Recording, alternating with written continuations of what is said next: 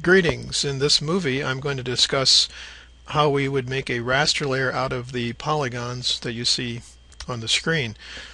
This is completely different than interpolation, where you have numerical values at points and you fit a surface. In this operation we convert these polygons into a raster, and in that raster each different polygon has a number that represents it. I've turned on the labels, and so you see that you have a C soil, a B soil, and a D soil. When this gets converted to a raster, ArcGIS is going to set one of these equal to a 1, and then one will be equal to a 2, and one will be equal to a 3. If that in the end is an important thing to you, you probably have to check and see which gets what number. I bring this up because if you had A, B, C, D, you might assume that ArcGIS would go 1, 2, 3, 4, but it doesn't. It picks them with the different criteria. Perhaps the most common becomes a 1 and the least common becomes a 4. So if you're trying to use, for example, a soil map with A, B, C, D, and you think you have a raster of 1, 2, 3, 4, you do need to check and make sure you know which polygons received which numerical value in the output raster. To do this, we'll use ArcToolbox.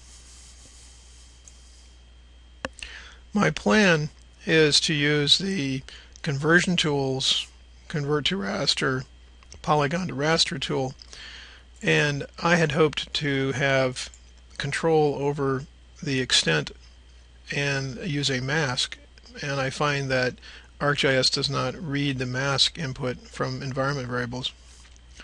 So we're going to put soils in, and we're going to have to assign what field gets the numerical values in the output.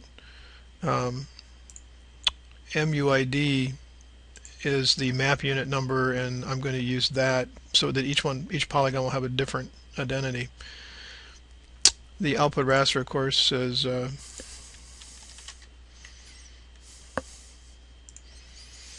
to go where we want. We have the ability to control a cell size. They're suggesting 250. If I wanted to match, for example, a land use map, I might use a smaller cell size soil for the soil.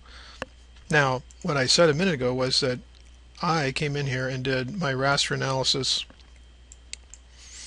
I set a mask because I want to have my raster be only inside the black line. I hit OK, and I think we will see the mask doesn't work. It just ignores it. So I came back and I tried it again, and I set it at the top of the hierarchy in the toolbox, hoping that it would be inherited down from the toolbox to the tool, as is supposed to be the operation. And unfortunately, that did not work either. Well, my layer has been added. It's underneath the polygon, so I don't see it. So I'll turn the polygons off. So we can see that out here we have a raster layer, and we set a mask, so we did not expect that. So the ArcGIS is ignoring the mask. So if I want to have a raster inside the black line, which actually I do, I'm going to have to do another operation. I'm going to have to do an extract by mask. So in the end, if I have to do this every time I run a raster, I guess I'm going to use Model Builder and stack these up. So let's see, that's going to be Spatial Analyst, Extraction, Spatial Analyst, Extraction, Extract by Mask.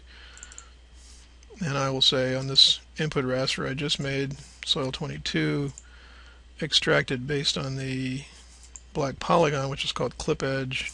I have to give it an output over here.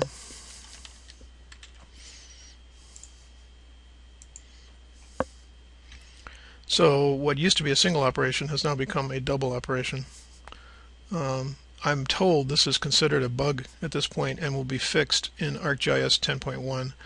But for the sake of the next set of homeworks in ASM 540, you'll need to do this second operation and extract.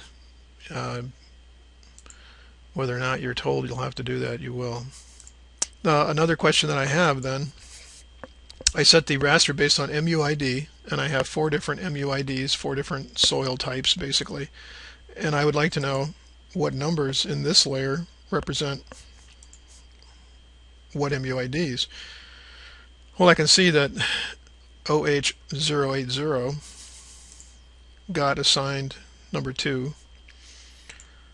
OH058 up here got assigned a number 1. Let's look at the table and see if ArcGIS kept track of that. Oh, it did. This is a new feature, by the way. So in my raster layer that I made, the OH058 MUID was assigned a value of 1. The OH081 was assigned a value of 3. So if I do this and then I use this layer in some kind of a raster calculation, which we will be doing a lot of in the ASM 540 projects, I would be adding these values or subtracting or multiplying by these values. And this table will help me keep track of what those values really mean.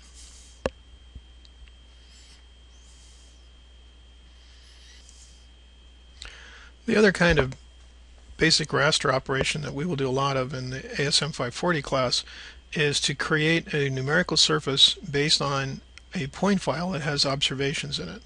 You will probably be doing this in your own life if you use GIS for virtually anything.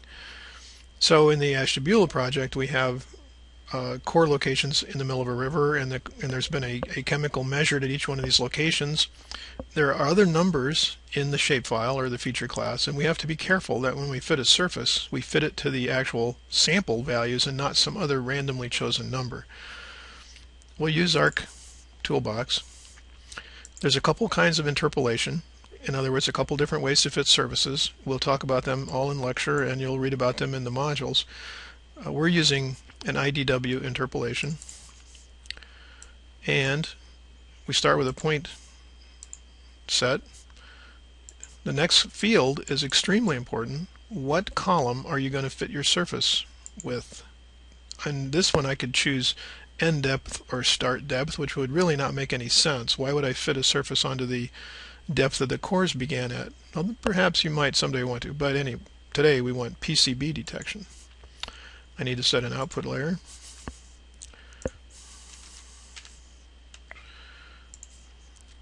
I need to set a cell size.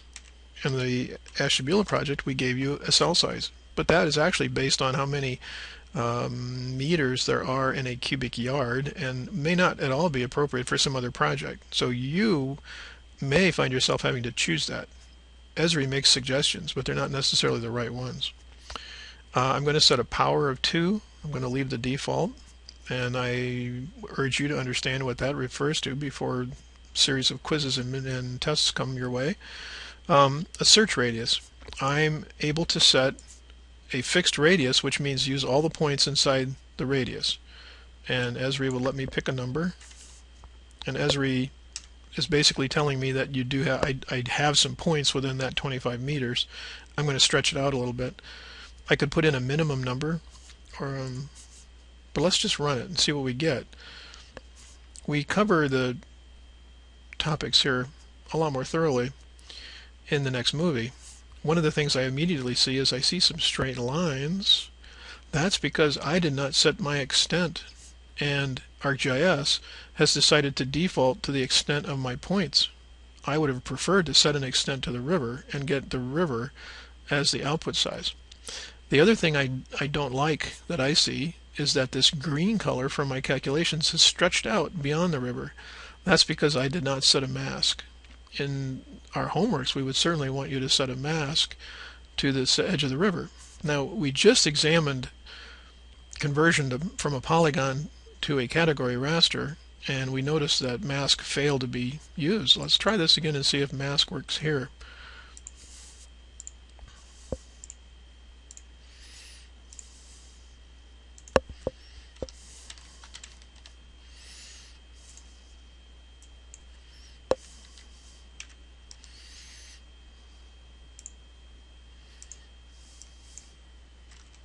The 125 is an arbitrary number and doesn't mean that you'd use that in some other assignment in the projects.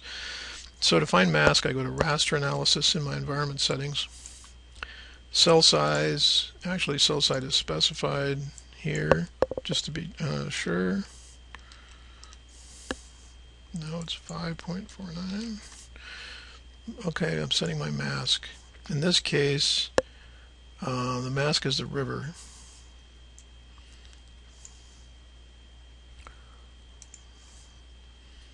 I could set some other ones. I think my workspaces are already set. This is the important one for today. Oh, I want to set an extent. Let's go back here and find a processing extent. The default was for the small one. I want to force it to go to the river. Snapping raster, I could snap a raster so that all my rasters have the same start point.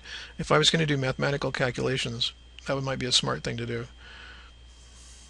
I'm going to leave it for now.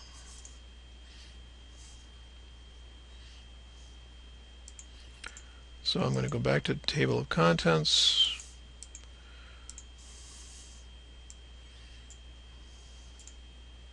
So there's the difference. When I apply a mask in environment settings on the IDW, it works. So there's without a mask and with a badly set extent. And here's with a mask. In the next movie, we'll discuss what these purple lines are for and some other aspects of this process. Thanks.